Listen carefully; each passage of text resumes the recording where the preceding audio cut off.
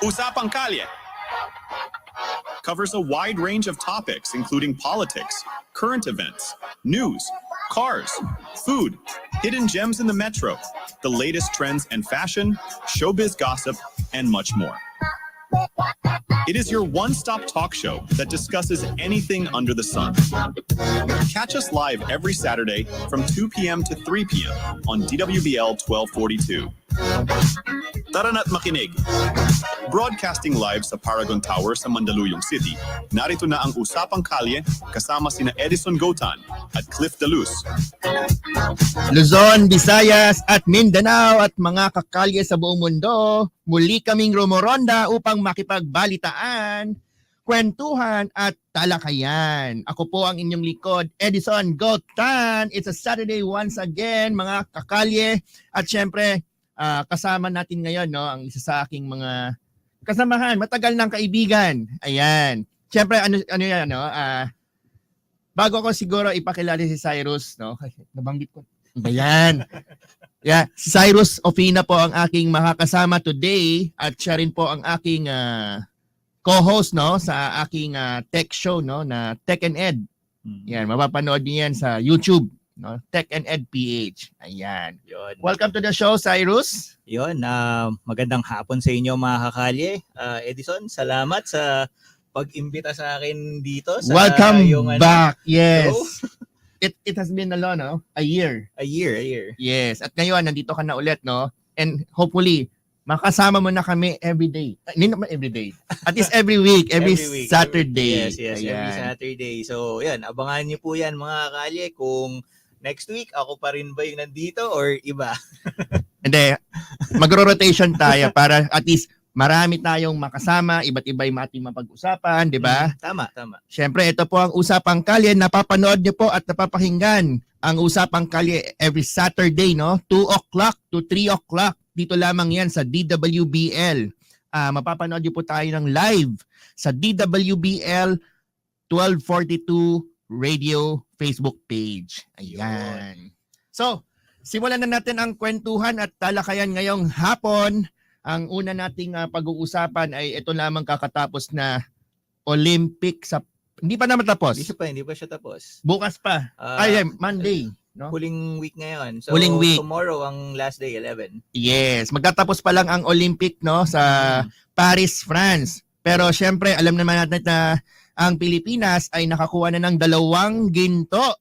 That's right. The second and congratulations Carlos Yulo, napakagaling. Proud ang buong Pilipinas sa iyo. Yes. And syempre sana magtuloy-tuloy pa 'yan sa LA 2028. Yes. Kasi nasabi na nga ni Carlos Yulo na siya ay muling sasabak sa LA or Los Angeles, 2028 Olympics. And yung 2 female boxers natin, Ira Villegas and Nesty Pitesio. Of course. Congratulations sa bronze na inuwi nyo para sa bansang Pilipinas. And according dun sa nabasa ko, si Ira Villegas is like getting ready na rin for the 2028 Olympics sa boxing. So parang siguraduhin niya makakuha na talaga ng magandang balita yan, Cyrus, Syempre, para sa para sa ating mga iba pang atleta na lumaban, mulit hindi pa oras para pala rin makuha ang medalya, maraming salamat pa rin, sa syempre hindi biro ang maka-qualify sa Olympic. Oo, tsaka yung mga katulad ni EJ, yung ating pole vaulter, nakatapos siya ng fourth place for this Olympics. Pero yung mga nagsusorry, like yung dalawa na bronze ang nakuha ni ginto, okay lang, okay mag-sorry kasi maka-qualify lang ang Pilipino sa Olympics, ang malaking bagay na yun para sa bansa natin. Yes, importante represented ang bawat Pilipino. Tama naman yan. Sa pinakamalaking patimpalak. So, Ed, ngayon kasi Olympics naman yung topic natin sa ngayong So, syempre, naka-2 gold tayo. May mga nakikita ko sa social medias na yung mga brands ay talagang todo suporta.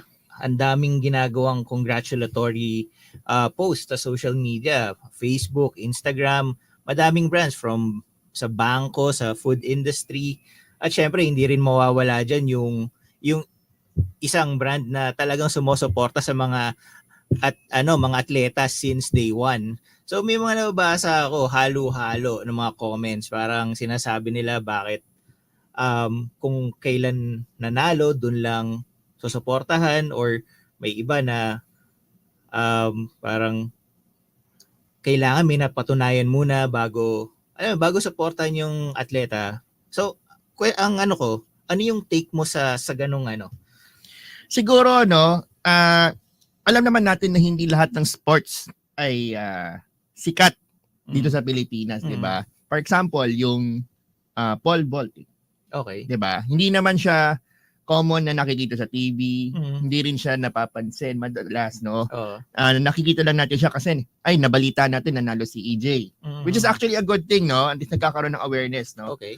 Pero, yun nga, dahil siguro sa kakulangan din ng exposure nung Mhm. specific sports na yon, Mhm. medyo kulang yung suporta, nagiging after Mhm. pag nanalo na. Mhm. Yun yung siguro pinakamalaking challenge, no? Mhm. Pero pag tinignan kasi natin yung ibang sport, like for example, sa tennis, 'di ba? Mhm. Yung ating atleta na Alex. Alex, 'di ba? Siya ay sinuportahan ng isang bangko, no? Yes. 'Di ba? Actually, conglomerate, hindi lang bangko. Yes, telco, supported din siya ng telco. Exactly. So, kumbaga kailangan siguro ang pagbutihin natin siguro is yung pagpapakilala Mhm. ng bawat sports Oo.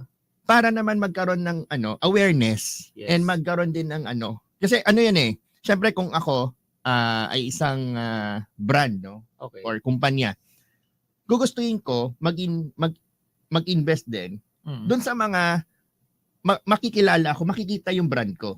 Okay. 'Di ba? So kung kulang yung exposure nung pinaka-sports na yon, medyo most of the time na nangyayari, walang suporta or mahina ang suporta. Okay. Yun yung nakikita kong problema diyan. Mhm. Ngayon, sa mga bumabate, syempre lahat naman tayo, buong Pilipinas nagsasaya, 'di ba? Kasi Yes. syempre hindi biro maka-gold sa Olympic. Dalawang ginto. Dalawa pa back to back, no? Back to back, at isang tao lang 'yan ang Isang kumuha. tao lang. And hindi lang 'yon, actually hindi lang Pilipinas ang nagsasaya kasi syempre sa buong Southeast Asia, Mhm. si Carlos lang din ang unang-unang nakakuha ng ginto, Okay. 'di ba? So it's Back to back talaga 'yan. back to back siya. Yan nakakatuwa din, no? So ngayon, dahil syempre out of nowhere biglang sikat si Carlos. Even though Yes. actually kilala na siya before Kilala dahil na matagal siya. na siyang nananalo. SEA Games, nag-excel naman din tayo sa athletics, sa Yes. SEA Games, sa gymnastics, right? Sa Correct. weightlifting. Yes. And siguro ito yung panahon, no? Kasi ako inisip ko lang before pa. Bakit kaya yung mga kumpanya hindi nila suportahan yung mga atleta? Mag-adapt sila ng atleta. Mhm. That's correct. Kasi hindi ko lang sure kung pwede nilang gawing tax break yun. Medyo mahabang Usapan yan. Pero usapan who knows, yan. di ba? Kasi ang maganda dito, imagine mo kung ang mga brands at mga kumpanya ay nag-adapt ng atleta, ibig sabihin tuloy-tuloy ang suporta, hindi lamang dahil may competition. Mhm. Kasi ang pag-training ng mga atleta, hindi naman yan overnight eh. Hindi lang Yes. naman yan 2 linggo, okay ka na. Matagal na proseso yan.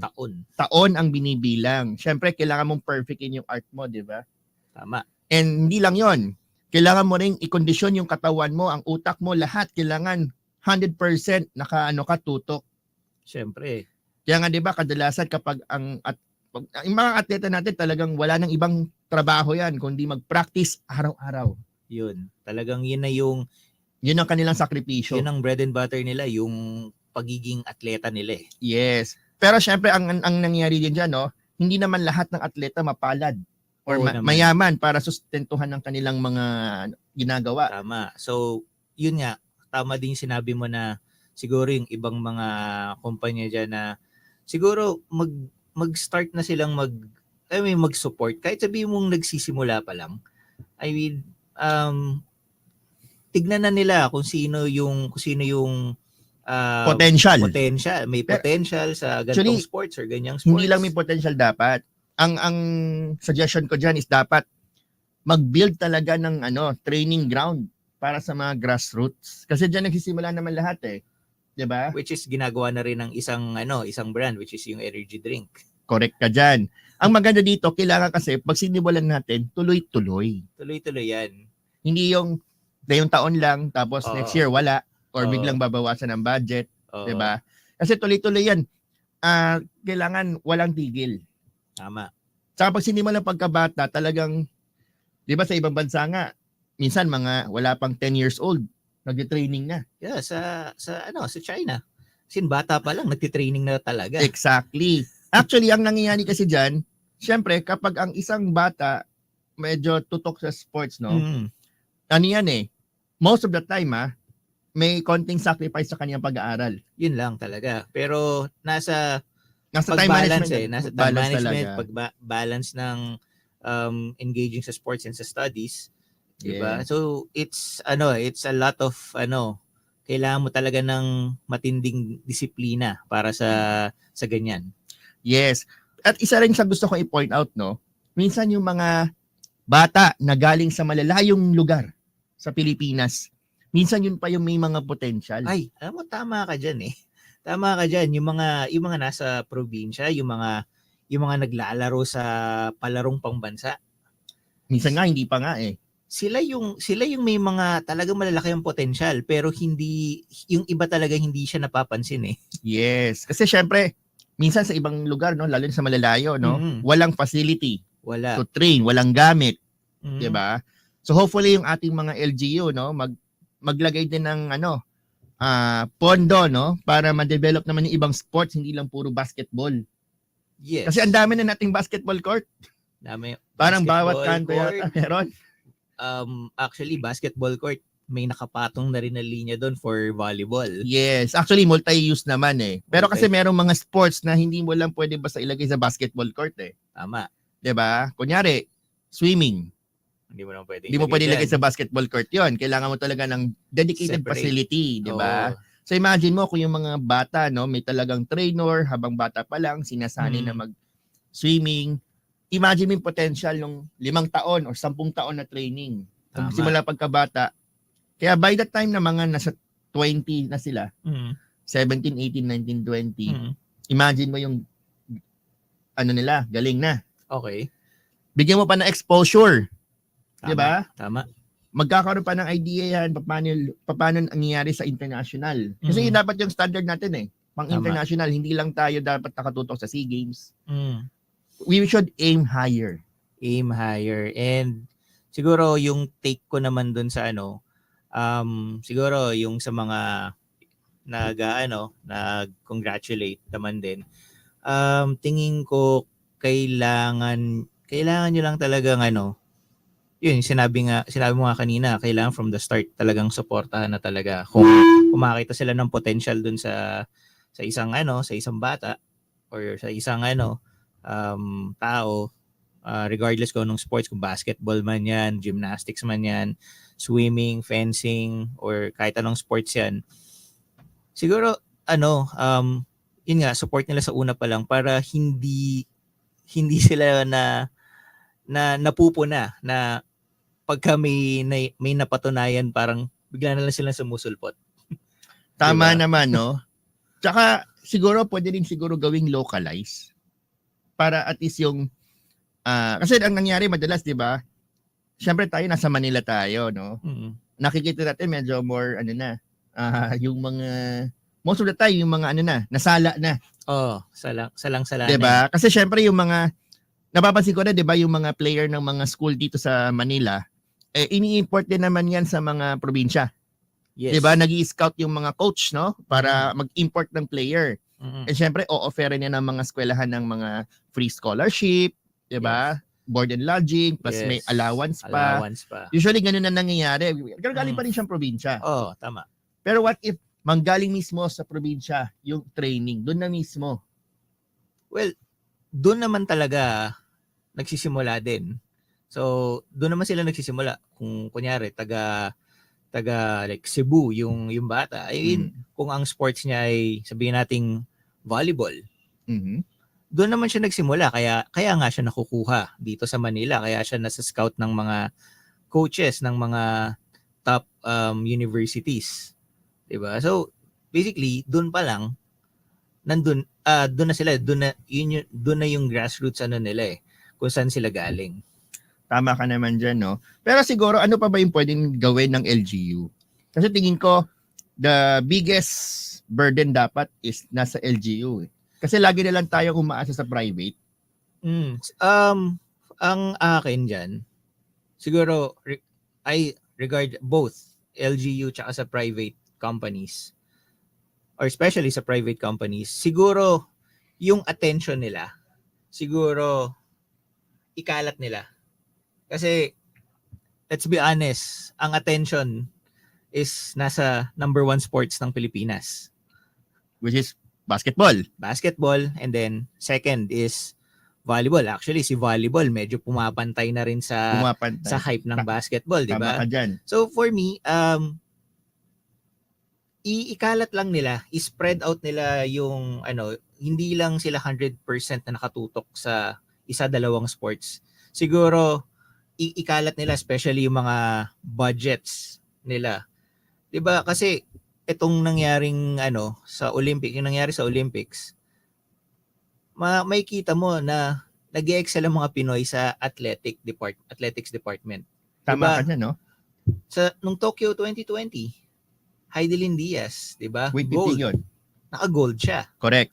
Tapos this year, 2024 Paris Olympics, Carlos Yulo, gymnastics, back-to-back gold. Tapos pag sa mga SEA Games, 'di ba, yung mga boxers natin nakaka-silver, nakaka-bronze.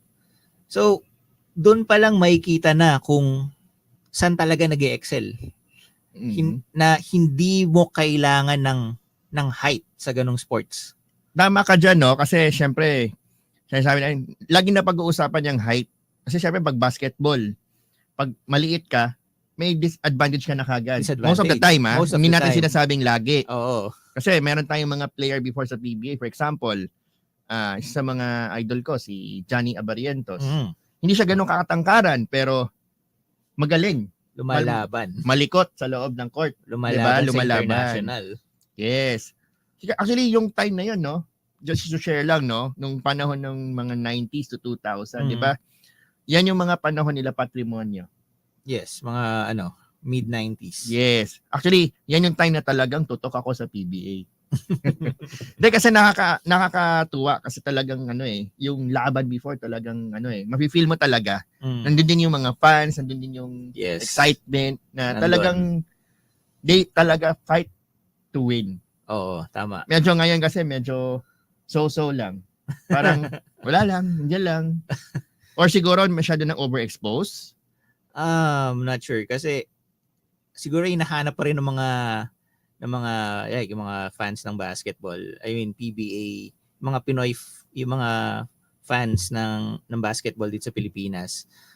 May mga nababasa ako na medyo boring na rin daw panoorin ng NBA in basketball kasi nga yung tinatawag nila na no blood, no foul. No blood, no foul. Kasi before, talagang matatawagan ka ng foul kung talagang pumutok na yung uso nung sa opposing team, gano'n. Wala naman tayong masyadong ganun dito. Wala naman. Pero I think may factor dito. Actually, hindi ako naniniwala dito Pero share ko lang yung isang point ng friend natin na attention span din kasi ng mga tao ngayon mas maikli. Bakit? Siguro generational gap. Kasi di ba Okay. before parang yung video, for example, manonood ka ng NBA, talagang tinatapos mo. Ngayon, ang hinahanap mo lang yung 5-minute highlights. More on the highlights na lang. Highlights na lang di mo na pinapanood talaga yung buo, di ba? Pero ako hindi ako naniniwala kasi the mere fact na yung volleyball is rising, no? Yes. Pinapanood talaga. Malaking yun. Kumbaga, it just proves na mali yung concept na dahil sa attention span. Okay. 'Di ba? Mm. Yun yung nakikita ko Yun. Pero dahil din dyan, actually depende yan sa generation Tama naman. And syempre before then, we also need to account for before ang form of entertainment natin is talagang TV lang. Oo. Ngayon, meron ng Netflix, meron ng YouTube, 'di ba? Tama. Madami ng source of distraction. Tama. So, isa rin 'yan sa kalaban ng sports eh. Oo. Yung mga distractions na 'yan eh. Kasi for example, maglalaro ba ako ng sports? I mean, ba ako sa sports? Mag-focus ba sa sports? O manonood na lang ako ng Netflix sa bahay while eating popcorn? Tama. 'Di ba? As ang dami pa nating pwedeng gawin. Yun ang maganda din sa Pilipinas, ang dami pwede mong gawin. Kaya nawawala ng focus din. Oo. Right? Kasi pwede kang mag-mall, pwede kang, alam mo yun, ang dami nating activities na pwedeng magawa. Manila alone, no? Actually, pag ako nag-iikot sa Pilipinas, I'm doing it every year, no? Ang daming mong pwedeng gawin. Pero yun nga, dahil hindi naman lahat ng sports mo nadadala mo yan eh. Oo. 'Di ba? Alam nga naman magbitbit ka ng pole sa probinsya. hindi siya something like that, no? Kaya siguro yun din yung reason bakit yung mga ibang sports hirap din na lumaki. Tama. Kasi kailangan mo talaga ng location na specialized facility. 'Di ba? So ayan Ed, mabalik tayo. Medyo lumis tayo na landa sa Olympics. So, yun, sa iyo naman, ano siguro yung pwede pang gawin ng LGU at ng mga ibang private companies para, alam mo yun, para at least maging at par siguro yung mga ibang sports? Ako siguro, ang magandang gawin is, aside sa pag-i-invest sa more coaches, facilities, siguro magkaroon din tayo ng parang way to track yung performance ng ating mga atleta. Okay. 'Di ba? Na on a national level, pababa. Kasi parang yan eh. Siguro I don't know lang baka meron na, pero right now ang nakikita ko lang is yung record na yon, like bawat laro nila, bawat perform nila, 'di ba? Ginigradean sila. Okay. Para makita natin yung before and after, yung improvement. Saan mahina, 'di ba? Magkaroon tayo ng standardized siguro na way to measure. 'Di ba? Syempre ang sports hindi man lahat na ganun may measure eh. Yes. Pero meron kang pwedeng gawin way to monitor ano ba yung improvement dun sa bata. Okay. 'Di ba? And at least magkaroon ng siguro magandang view yung national level natin, like the POC or yung mga kasi may organization yan, 'di ba? Okay. Siguro yun, isa yun sa pwedeng gawin, no?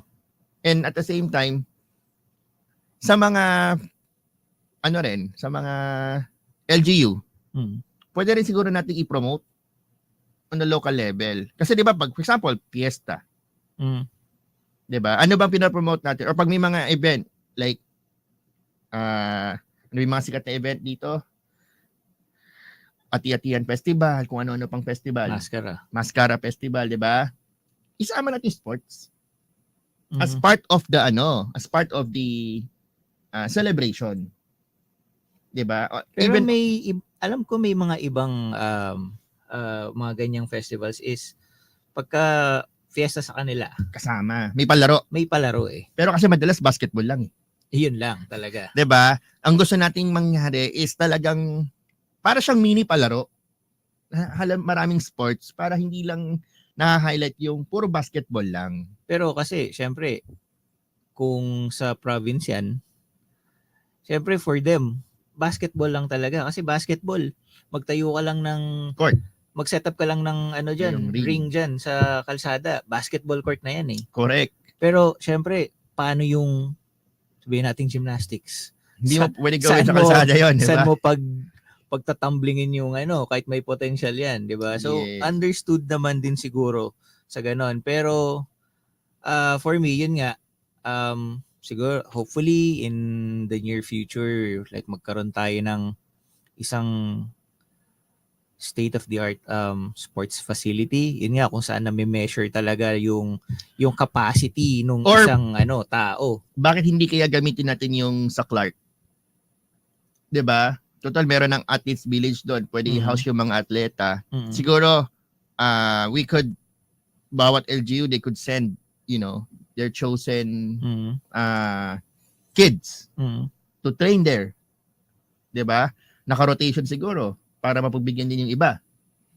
Kung talagang marami kasi syempre we're not talking about volume here. Syempre we want to get the best din, no? Pero we also want to give chance do sa mga hindi talaga kaya. Oo. Kasi hindi naman ang sports kasi it's not about just winning 'Di ba? Tama. It's about showing how you can improve. Yun yung pinaka-context talaga ng sports. 'Di ba? Kasi ang winning, pwedeng panalo ka ngayon, bukas talo ka. Yes. 'Di ba? It's just so happen na yung pagkapanalo mo, tinalo mo yung kalaban mo. Oh. Pero pwedeng bukas, magkamali ka ng konti. Ikaw naman yung talo. So umiikot lang yan. Umiikot lang yan. Pero yun nga, ang pinaka-bottom line, it's about how you are going to improve. That's correct. Yun. 'Di ba? Ang Mm-hmm. oras natin mga kapalya, no? It's 2:27. What's that? 27. Yun. Ayan. Accurate Of course. Napapakinggan nyo pa rin po tayo sa DWBL 1242 at napapanood ng live sa Facebook page ng DWBL 1242 Radio. Ayan, mga kakalye. At huwag nyo rin po pala kalimutan, no? Meron po tayong Facebook page na Usapang Kalye Radio. And ating YouTube channel po, no? youtube.com/Usapang Kalye Radio. Ayan. Huwag niyo pong kalimutan mag-subscribe doon para mapanood at mabalikan niyo po ang aming mga past episodes. Yep. Ayan. At syempre, kung meron po kayong mga suggestions at mga topic na gusto nating pag-usapan dito sa Usapang Kalye, pwede po kayong mag-send ng email sa usapangkalye@hubnab.com and mag-text sa atin hotline, no? 0915-7555-010. Ayan. Ulitin natin, 0915-7555-010. Ayan, mga kakalye. So, back to our talakayan. Ganda, no? Kasi, syempre, lagi na lang pinag-uusapan ngayon talaga si Carlos, Yes. Ayan. Syempre, isipin mo ba naman, 2 gold medals ang nakuha mo. Back to back pa. So talagang talk of the town. Talaga si Carlos Yulo. Yeah, syempre tayo ayaw natin ng negativity. No ayaw natin ng kailangan kasi ang gusto natin talaga is mai share yung mga magagandang balita, no? Syempre lahat ng nasa paligid natin puro negative. Tayo naman dapat think positive lang. Yes, batuhin natin sila ng positive thoughts. Correct. Kasi yan yung positive thoughts natin, yan naman yung magdadala sa atin sa taas. Tama. 'Di ba? Good vibes, mga kakalye. Good vibes lang tayo, mga kakalye. Ayan. So ano pa yung pag-uusapan natin today? Syempre. Okay. Syempre, babad tayo sa social media, Ed. Lagi naman. Lagi tayong babad sa social media, mga kakalye, babad no? tayo. So, meron ako nakitang topic recently lang and medyo mainit-init pa siya. Nako, mainit-init, mga kakalye. Gusto ko yan. For you, Ed, what do you think about dun sa concept na work from home? Work from home, mga kakalye. Alam mo, ito kasi, I think ito yung naging nag-viral kasi merong isang kumpanya na nag-post about work from home. Work from home. Unfortunately kasi, yung sinabi nung kumpanya na yon, yung official ng kumpanya na yon, which is the CEO. Medyo negative kasi yung dating. Very negative. Very negative. Hindi medyo, very negative. Hindi, positive pa rin tayo kasi. Pero yung sinabi niya. Pero we take it na positive kasi di ba? Parang tamaan na lang kung sino tatamaan diyan, kung sino magagalit. Pero kasi very foul yung sinabi nung which is or the way it was delivered. Hindi naman. Hindi. Talaga yung sa CEO na nagsabi kasi yung exact words niya is it makes you dumber every day. So it could be the choice of words. 'Di ba? Pero ako, masasabi ko lang, no, yung work from home kasi, napatunayan natin nung pandemic, di ba? Ang daming mga industriya na talagang nag-allow ng work from home. Yes, correct. So, doon natin napatunayan na may potential pala siya. Actually, meron. Kasi, I'm really not sure about the country. Pero kasi before the pandemic, nagkakaroon na rin sila nung hybrid work setup na Correct. from Monday to Friday, siguro 3 days silang papasok and then the rest of the week, work from home sila or remote work. Yes. It doesn't matter kung saan ka nag-work as long as you can deliver. Correct. Ako kasi naniniwala ko, depende ito sa industriya na kung saan ka nag-work. Kasi merong mga industriya na okay lang ang work from home. Minsan nga mas effective pa eh. Yes. Kasi syempre, alam naman natin na ang Metro Manila, especially, no? Mm. Very traffic. Kanina lang, mga kakalye, munti ka na kaming... Hindi naman. Sobrang sobrang lala na talaga ng traffic, which is ako, papunta dito, partida naka-scooter na ako pero alam mo 'yun, naramdaman ko pa rin yung traffic. Oo, pero just to, para sa kalaman ng ating mga kakalye, no? Ang traffic na problema natin dito sa Manila ay hindi lamang dito eh. Kahit sa ibang bansa, meron ding traffic. Yes. So yung usapang work from home, kung okay ba siya, is not just, center to the Metro Manila. Mm-mm. Kasi mostly naman, Manila lang naman ang or may mga major cities natin like Cebu, Davao. Kasi nandun naman yung mga kumpanya most of the time. Yes. Na pwedeng talagang mag-work from home. Yeah, especially Makati, which is Makati is the Central Business District. Yes. Diba? So talagang malaki ang volume ng mga sasakyan na dumadaan doon, private and public vehicles at the same time. Yes. Actually, for me malaking tulong ang work from home sa pagpapabawas ng traffic sa Manila. Actually, correct yan. Kasi for example, mga kakalye, no? Ito, hindi ko na sure kung accurate may number, pero before, the entire stretch of Ayala Avenue, meron tayong average na 2 million na Wow. workers. Wow, dami. Ito yung halo na to. Ito yung mga nagko-commute every day Mm-hmm. o kaya naman may dalang sasakyan. Yes. Diba? So, imagine, if you compute ang 2 million na tao, kung isasakay mo yan sa lahat ng bus, ilang bus ang kailangan natin? Sa loob lamang ng 3 oras. Tama. Kasi ang isang bus can accommodate up to like 30, Sabihin natin 60. 60 person. Yung nakaupo. Yung nakaupo, Hindi pa kasama yung mga nakatayo. Kasi 'di ba madalas naawa ko minsan, no, kasi pag nakikita ko din yung mga sumasakay ng bus, madalas minsan siksikan, 'di ba? I mean, let's be like kind of realistic.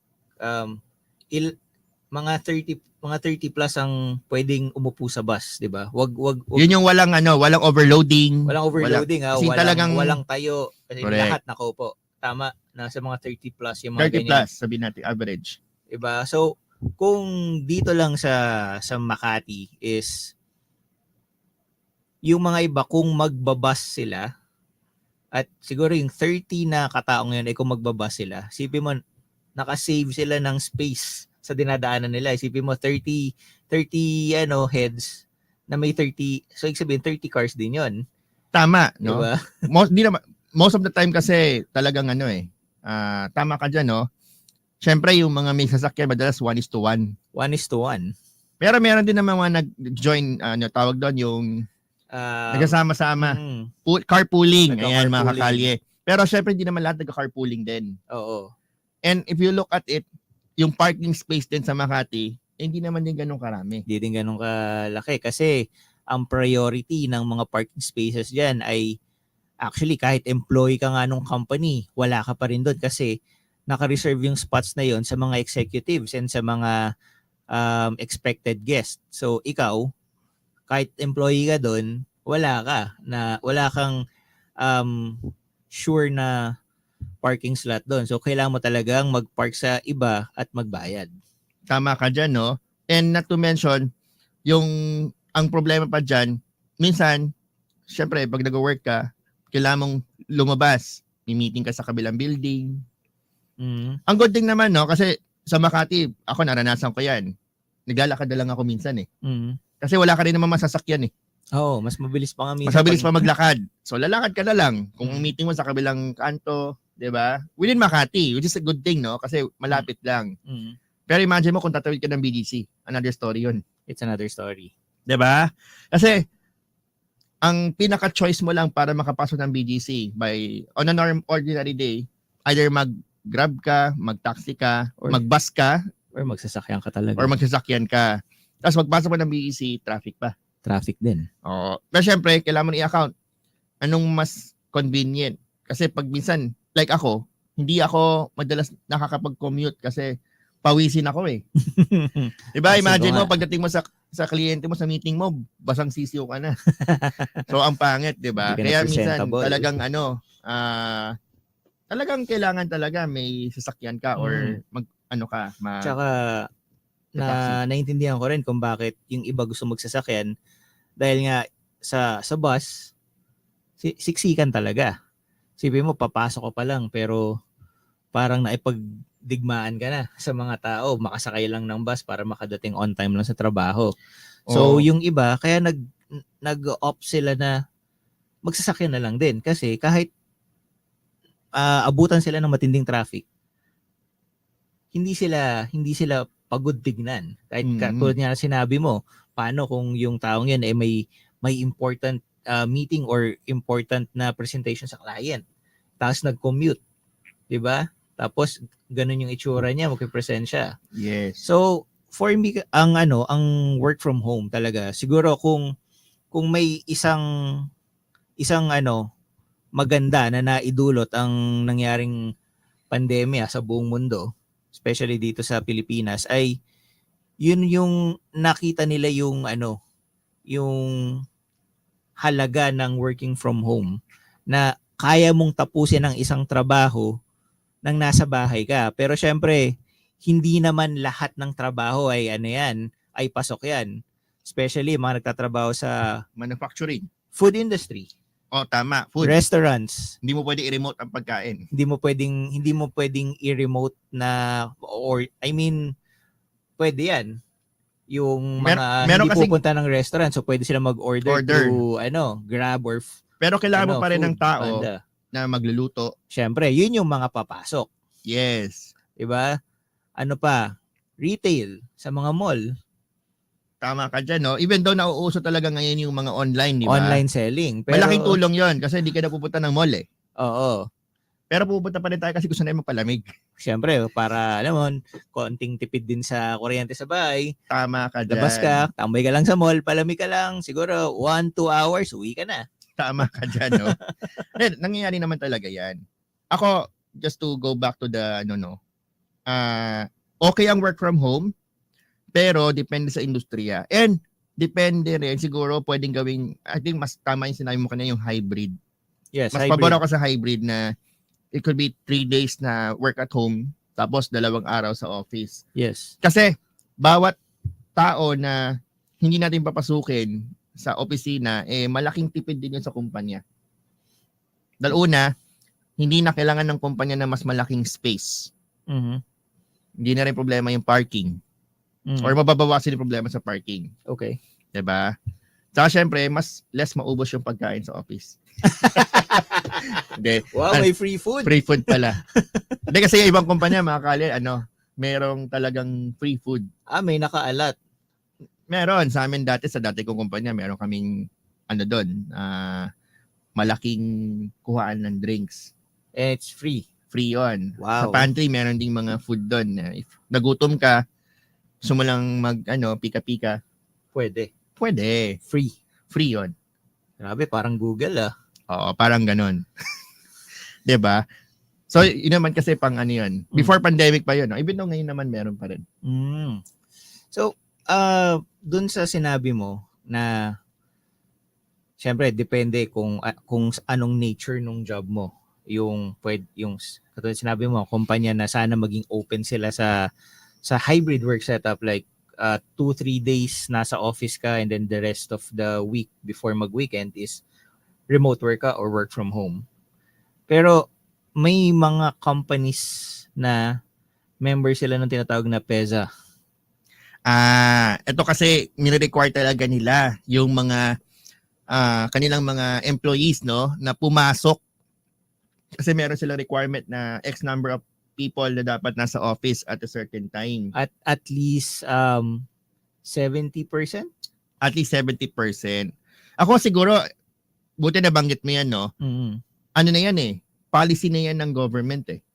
Diba? Kaya Or ng PEZA, to be PEZA, specific. kasi kunyari, ikaw yung may-ari ng company, nag-rent ka, unless nasa iyo yung buong building na yon. Mhm. Pero syempre, kung magre-rent ka sa isang building ng, sabihin nating, kahit sabihin mong isang buong floor lang sa'yo, tapos member ka ng PEZA, syempre, may pumasok man doon, may mag-on-site man o wala, nagbabayad ka pa rin, right? Correct. Pero ano kasi ano, I think one of the reason why they are mandating it, Mm. it's because, syempre, yung sub-economy along the area, Mm. mababawasan din pag di pumapasok yung mga empleyado. Tama. 'Di ba? Pero if you look at it, may pros and cons eh. Actually, may pros and cons ang working on-site and working from home. Yes. Pero, overall nakikita ko is yung mga employee na nag-work from home kahit few days a week, nagiging mas relax, Yes. mas productive, saka mas ganado rin pumasok, Yun yung sa mga naka-hybrid na ano. naka-hybrid. Kasi syempre, pag nasa bahay ka, maboboard ka rin eh. Tama. 'Di ba? May mga ganun ding factor na kino-consider. Tama. Kasi like me, I have a day job. So 100% work from home yung setup ko. Mhm. Pero from time to time talaga, kasi isipin mo, yung isang buong buwan, nasa room lang ako. Kung mag-work ako, patay ang ilaw. Kasi nga, nagko-computer ako kasi pag nakabukas ang ilaw, tapos yung sa screen pa, masakit sa mata siya. Tama. So, nakapatay talaga ilaw ko, tapos naka-close yung yung kortina ko. So, madilim. So, medyo boring siya minsan, to be honest. Kaya, the next day, magsisimula ako ng umaga, and then pagka medyo na uubusan na ako ng creative juices, lalabas ako. Tambay ako sa coffee shop nearby. So, ganun yung So, Nagkakaroon pa rin ng pag daloy ng ekonomiya mm, kasi gumagastos ka pa rin naman. gumagastos. Ang nangyayari lang sa ibang lugar lang. Sa ibang lugar lang. Yes. So siguro talagang may pros and cons, no? Ang hirap lang Oo. siya Ang i-justify. hirap lang din pero yun, siguro for me, ang pros and cons ko. Pros ko sa work from home setup is hindi ko kailangan gumising na sobrang aga para bumiyahe. Hindi ko mararanasan ng traffic. 'Di ba? Tapos, magagawa ko pa yung mga gusto kong gawin in between. Like, mag-work ako, tapos pag naipasa ko na while waiting for approval, pwede akong gumawa ng laundry. Or Tama. pwede akong maglinis ng kwarto ko, ng computer desk ko sa room.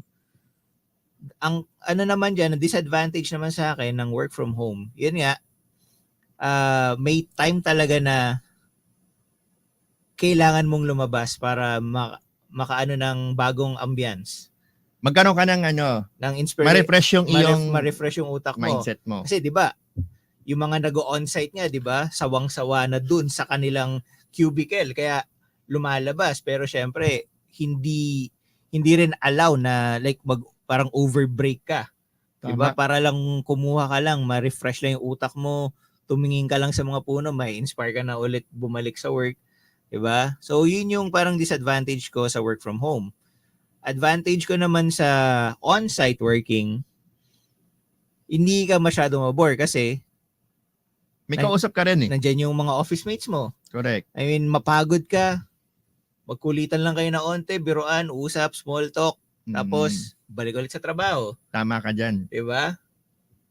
Disadvantage ko, working on-site, gising ka na maaga, matatraffic ka, 'di ba? Tapos, limited ang galaw mo sa office. Hindi ka makaka like power nap doon. Siguro kung makapag power nap ka, ninja mode ka na nun. So, very good. Meron kang ganong skill. And kung medyo ano rin yung company na hindi rin masyado maganda, so may experience mo yung toxic environment. So, yun yung disadvantage sa akin ng working on-site. Mas less kasi siguro yung yung extra chat kapag ikaw ay nasa bahay. Kasi kailangan talagang explicitly tawagan Mm-hmm. para makausap ka, di ba? Mm-hmm. Unlike pag nasa office kayo, tatawagin ka pa rin naman, pero at least, nandun kayo, nakikita mo yung feedback in real time, di ba? Yes. So, ako, isa lang din sa feedback ko sa ganyan, no? Yung, pag nag-onsite ka kasi, sabi nga natin, yes, gagastos ka rin eh. Kakain ka, travel ka. Ngayon, pag nag-offsite ka, nabawasan yon. Bawasan. Nalipat lang sa iba. Malilipat nga lang talaga sa iba Oo. yung gastos mo. Pero sabi ko nga, malaking tulong niya mabawasan din yung traffic. Kasi mas less yung tao na papasok eh. 'Di ba? Ang siyempre sabi naman ng mga driver siguro, kami naman mawawalan ng kita. Tama Pero naman technically, din. hindi rin kasi pag nabawasan ng mga sumasakay, mas malilesin yung traffic. So mas nakakatipid ka rin sa gasolina.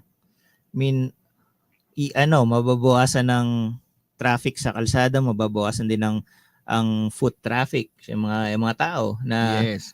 Kasi pumipila talaga. correct. Ang dami naman natin sa Manila alone. Ang dami nating tao sa Manila alone. So hindi tayo mauubusan ng pasahero. 'Di ba?